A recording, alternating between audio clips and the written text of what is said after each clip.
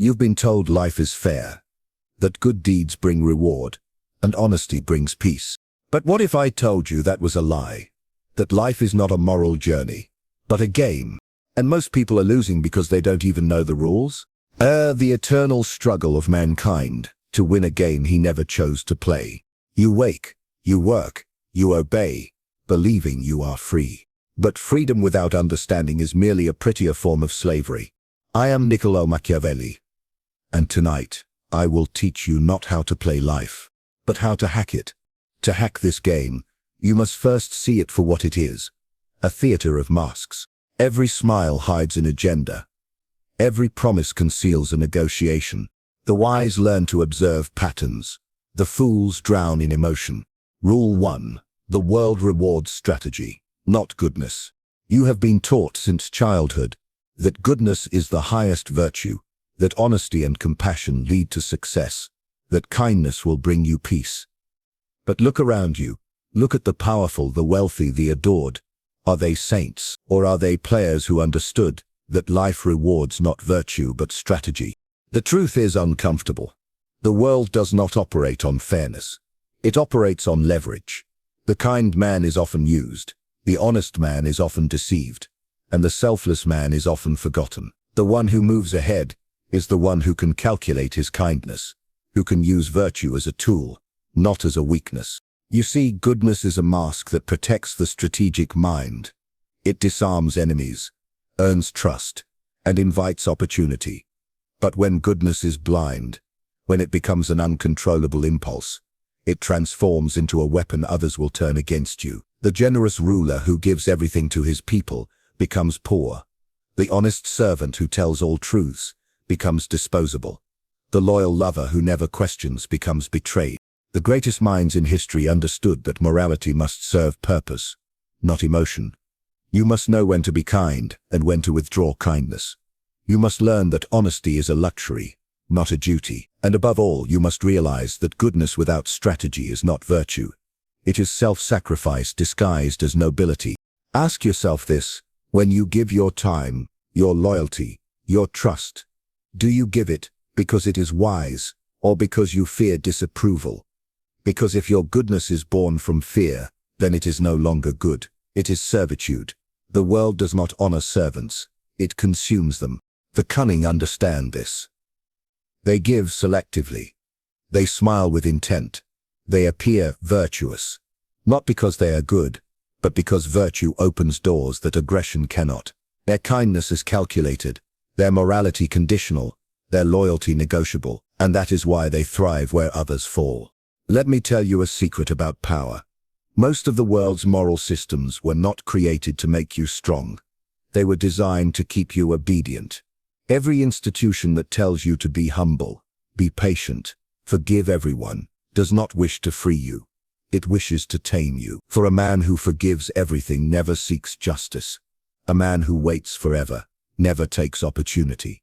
And a man who fears pride will never rise above those who control him. So what does it mean to live strategically to hack this moral illusion?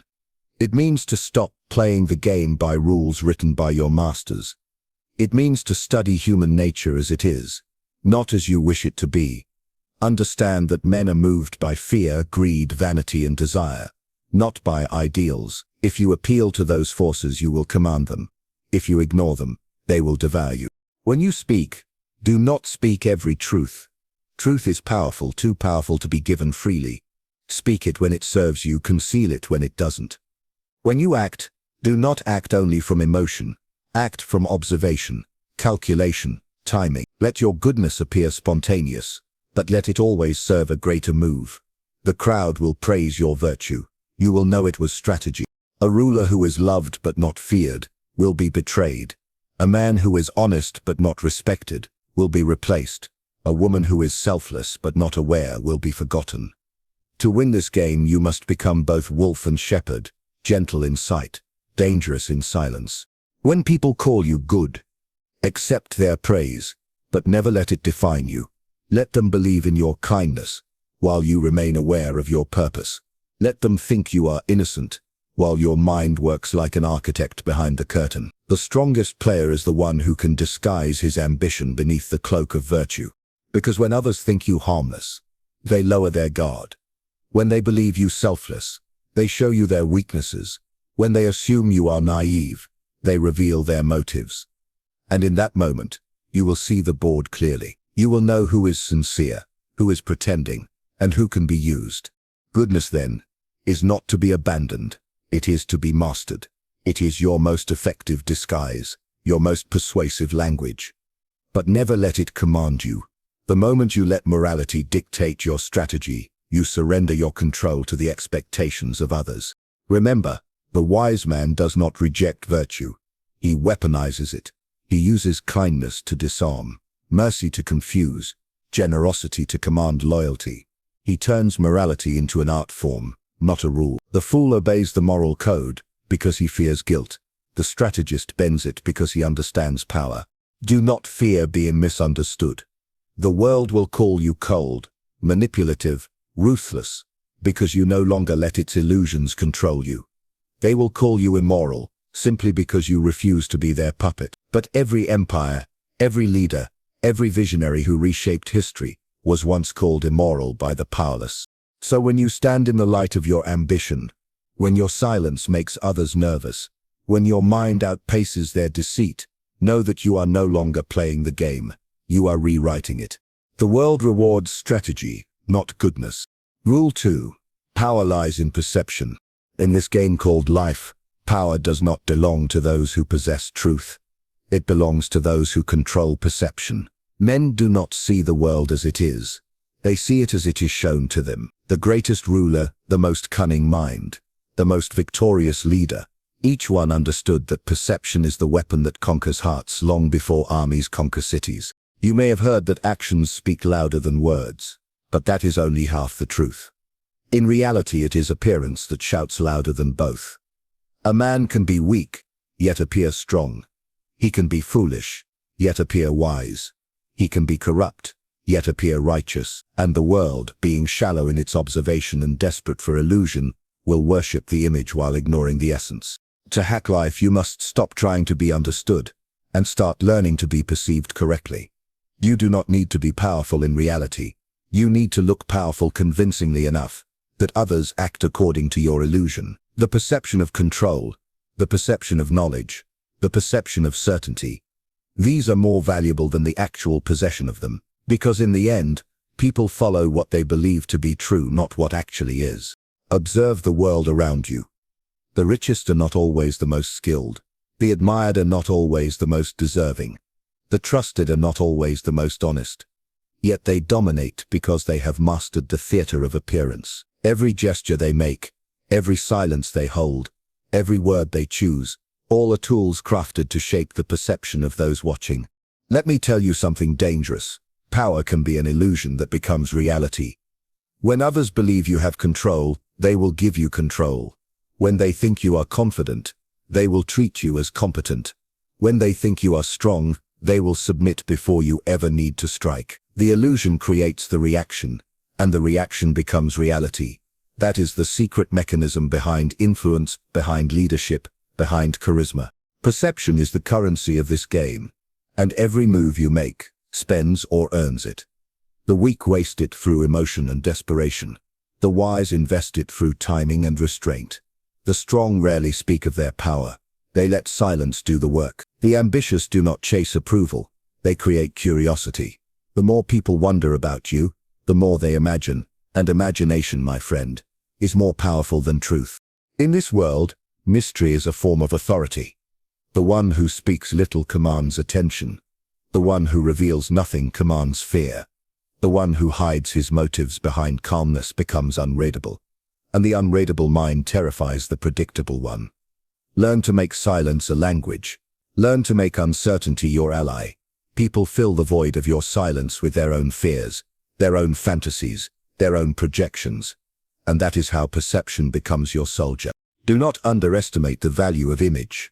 Your appearance, your tone, your timing.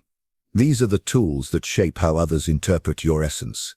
You can possess all the intelligence in the world, but if you cannot present it with precision, the world will not see it. Truth must be wrapped in theater, Power must be cloaked in confidence. Even the gods of old were not worshipped for their virtues, but for the images carved in their likeness, majestic, divine, untouchable. You must learn to carve your own image in the minds of others the same way. There will be those who say, "I do not care what people think," but only fools speak so carelessly. The wise know that the opinions of others are the strings that move the world. Every alliance, every opportunity, every victory depends upon how you are seen. Perception is not a cage, it is a stage, and you must learn to direct the play. Even weakness can be disguised as strength if you understand the art of timing. When you fall, fall in silence. When you suffer, do it behind walls. When you rise, rise publicly, deliberately, without apology. People remember the image of triumph, not the process of pain. Do not show your wounds unless they serve a purpose. To display vulnerability is to invite predators, unless you use that vulnerability to manipulate empathy. You must also understand the paradox. Those who appear too perfect inspire envy, and envy breeds resistance. The truly strategic player knows when to appear flawed, when to stumble slightly, when to reveal a minor mistake, so that others feel safe in his presence. This illusion of imperfection lowers defenses and wins trust. People do not follow gods, they follow those who make them feel human, while quietly controlling the narrative. Study the rhythm of perception. Timing is its heartbeat. Speak too soon, and your words seem desperate. Speak too late, and your influence fades. But speak at the precise moment when others expect silence, and your voice will echo. The wise use pause as a weapon, making others wait, wonder, anticipate, and when they finally deliver their words, every syllable lands with the weight of prophecy. Understand that you are always performing. Even in silence, you are communicating. Your posture, your gaze, your presence, all tell the world a story. So write that story intentionally.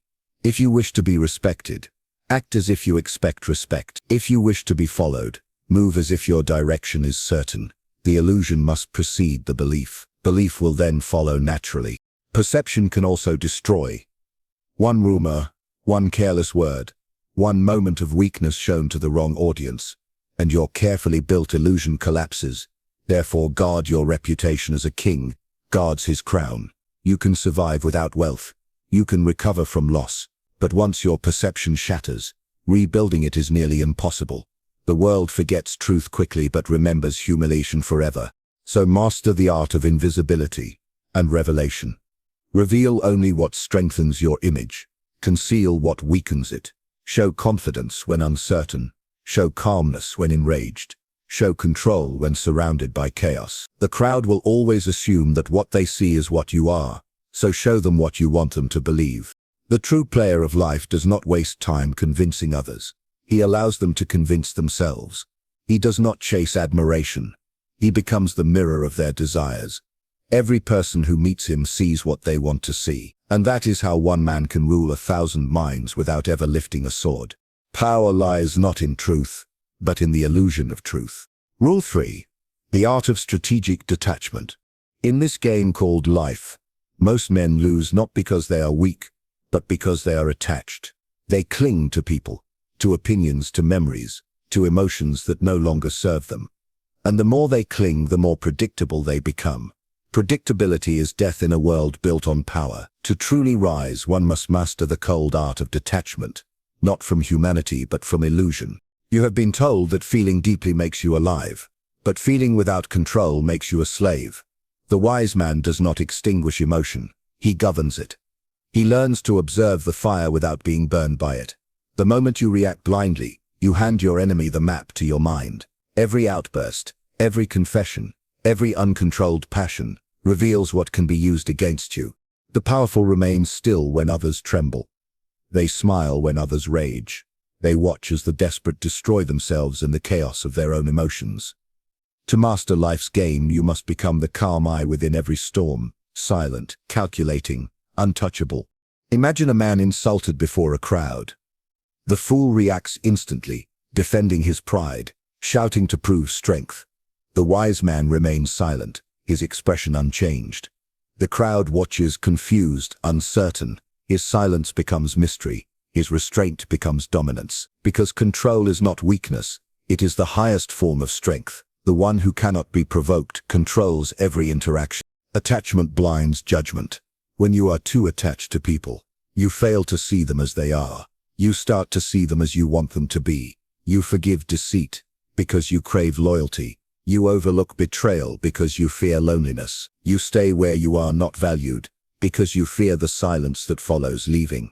But power demands clarity, and clarity requires detachment. Detach not only from people, detach from outcomes. The desperate player tries to force results. The strategic player plants seeds and lets time water them. He does not panic when progress is unseen. He understands that control over one's reaction is greater than control over the world. To detach is to act without dependence. It is to move without needing applause. The crowd is addicted to approval. They post, they boast, they beg to be noticed. Their emotions rise and fall with the attention of strangers. But the detached man moves through the world like a ghost. He does not chase validation, and that is why validation chases him. People are drawn to what they cannot fully understand. The silent mind becomes magnetic. The one who doesn't explain himself becomes legendary. You must understand that detachment is not coldness. It is clarity. It is seeing every situation from above, like a strategist observing pieces on a board. The emotional player moves because he must, because anger, desire or fear commands him. The detached player moves because he chooses, because he has calculated every consequence. In this distance between impulse and action lies the entire difference between defeat and dominance. Detachment also means letting go of your identity when it becomes a cage. Many people cling to who they think they are, a reputation, a belief, a self-image. But the world changes, the board shifts, and those who refuse to evolve become fossils. You must learn to shed versions of yourself like a serpent sheds its skin. Detach from yesterday's identity so tomorrow's power can find you. There will be moments when emotion tempts you, when betrayal burns, when success intoxicates, when love blinds. In those moments, remember this: nothing is permanent. The enemy today may be the ally tomorrow. The loss today may be the foundation of your next empire. When you detach from expectation, you gain control over outcome, because nothing that can be taken from you controls you anymore. The mind that is detached does not waste energy on proving itself. It does not beg, argue, or justify. It acts and lets results speak. It listens more than it speaks, observes more than it interferes. It sees through the noise, through the drama, through the lies of emotion. While others are drowning in reaction, the detached mind walks calmly across the water. Even love, my friend, requires detachment. Not the absence of affection, but the refusal to lose oneself within it. To love without losing clarity is the rarest strength. To give while remaining whole. To care without being controlled. The detached lover is not heartless. He simply understands that devotion without discipline turns to dependency, and dependency is the death of freedom. When you learn detachment, you become dangerous, not because you wish harm, but because nothing can control you anymore. You cannot be blackmailed with loss. You cannot be manipulated with flattery. You cannot be weakened by rejection. Your calmness becomes your armor. Your silence becomes your weapon. The world worships passion, but passion is unstable. It burns bright and then devours itself. Detachment is eternal. It does not depend on mood or moment. It is the quiet awareness that no victory is final, and no failure is fatal. It is knowing that every high and every low is simply another wave, and you, the one watching, are the sea itself. Detach from praise. It clouds judgment. Detach from criticism. It steals focus. Detach from fear. It distorts reality. When you no longer need to prove, defend, or explain, you have already won half the game. The most powerful man in any room is the one who can remain unshaken by both insult and admiration. Learn to pause before reacting. In that pause, you are untouchable. Let others rush to speak. Their impatience will betray them. Let others rush to act. Their haste will expose them. You, however, will see everything unfold as if time has slowed. And in that stillness you will know exactly where to move next. Detach even from success. Enjoy it, but never depend on it. The moment you start believing you deserve victory, you stop earning it. The moment you become attached to being admired, you begin to fear being forgotten. Detachment allows you to keep walking forward, unshaken by either applause or silence. Remember, the world is a theater of chaos. Men are constantly pulled by greed, fear, love, pride. They dance to invisible strings. But you must become the one who cuts his own. You must observe without drowning, participate without clinging, love without losing, fight without frenzy. When the world screams for reaction, you remain silent. When it demands emotion, you offer calculation. When it burns, you remain the flame that cannot be consumed. Rule 4, the hidden code. Adapt or be devoured. The final illusion that destroys most men is the belief that the world is constant. They build their lives, their identities, their power, on the assumption that tomorrow will obey the same laws as today. But life is not loyal to order. It moves, it mutates, it shifts its shape in silence. And those who fail to change with it become prey. To survive this game, you must learn to adapt faster than the environment that surrounds you. You must be the player who sheds his skin without hesitation, who evolves before the world demands it, who transforms not out of fear but out of understanding. Because every empire that has ever fallen, every king who has ever been dethroned, every mind that has ever been forgotten, all shared one fatal flaw: they refused to evolve. Adaptation is not betrayal of self, it is mastery of self. It is not abandoning who you are, it is expanding who you can be. The weak cling to identity because it comforts them. The strong reinvent identity because it empowers them. The crowd says, "This is who I am." The strategist says, "This is who I must become." That single difference separates those who survive history from those erased by it. Look around you. The rules of the world change with every generation, every revolution, every new ideology. Yesterday's virtue becomes today's weakness. Yesterday's weapon becomes today's relic.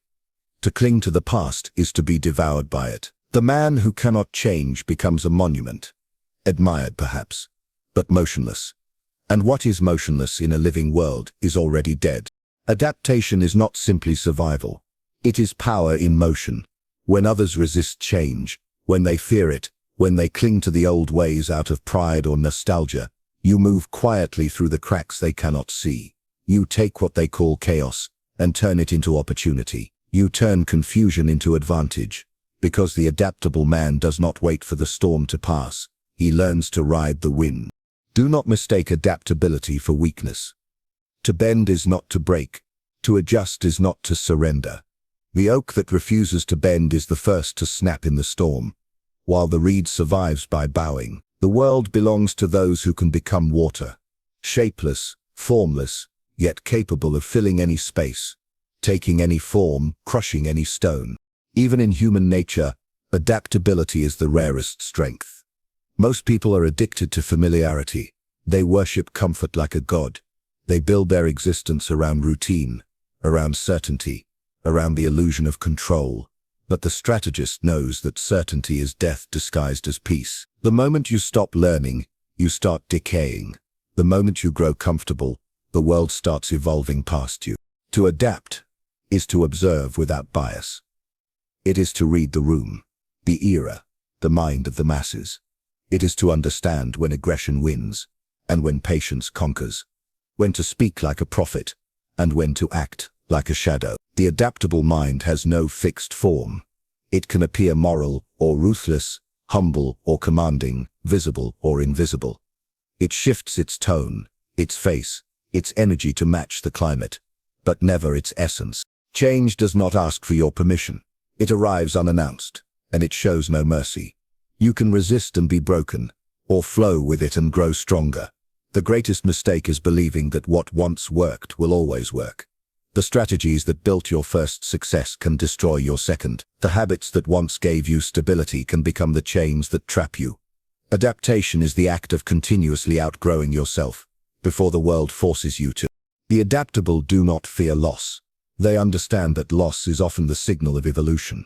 When one door closes, it is not failure, it is a message that the game has changed. The crowd mourns endings, the strategist studies them. The wise man looks at every collapse as a classroom. He does not ask, "Why me?" He asks, "What must I now become?" The essence of adaptation lies in observation, to sense shifts before they become visible, The masses react when the change has already occurred. The strategist anticipates before the first tremor. He watches patterns. He listens to silence. He decodes the undercurrents of human behavior. That foresight is what gives him power over those who are still clinging to outdated truths. There is also danger in adapting too late, but an equal danger in adapting without purpose. Do not change merely to appear clever. Change with intention.